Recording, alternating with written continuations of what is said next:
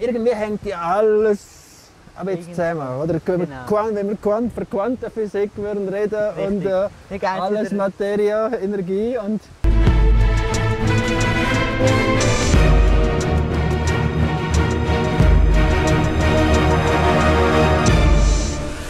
Interessant, was ich dazu sagen möchte, der Garten ist im goldigen Schnitt angelegt. Aha. Also goldiger Schnitt bedeutet das geometrisch, also die Steinplatte sind ein goldiger Schnitt. Und dass einfach das so ein bisschen das Gartenzentrum ist. Da sind auch so Gartenzwergchen drauf, Kristalle und so. Mhm. Und dass eigentlich so von der Mitte auch die Kraft wieder auf alle 4 Seiten rausgeht. Man kann daran glauben oder nicht.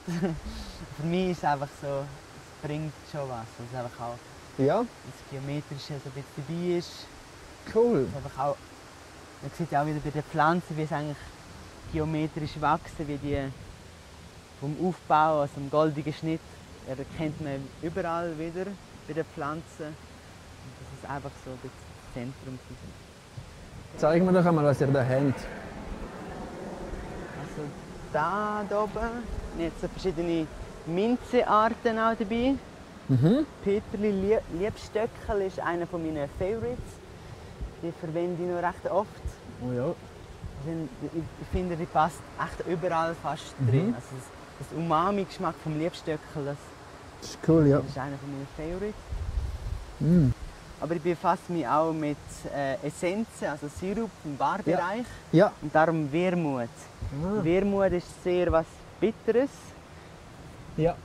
Und eben im Bereich Alpine Martini sowas zu machen.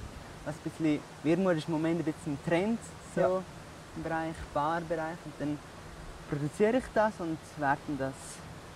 Wir haben jetzt eine gute Connection zu Quellhof Bad Ragaz. Wermut pflanzt jetzt einfach an. Also wir haben den überall ein bisschen verteilt, der Wermut. Ja. Er ist so einer, der so recht interessant ist. Den Koriander, die macht jetzt einen Samen. Der Koriander, das ist zwar eher asiatische Küche, aber ich finde einfach alles, was du selber abgepflanzt hast, wo du selber ein bisschen wo der wächst, hast, wo der gleich wächst, integriere ich gerne in meine Küche, auch wenn es jetzt asiatisch eher ist. Also das so gleich integriert.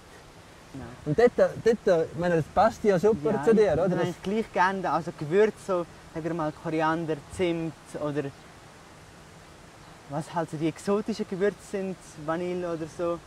Aber einfach dann, wenn ich es einsetze, Spitzenqualität. Also dann, das Gewürz muss dann einfach so High Level sein. So wirklich. Dann einfach die regionalen Produkte mit einbezogen, einfach so Nuancen setzen.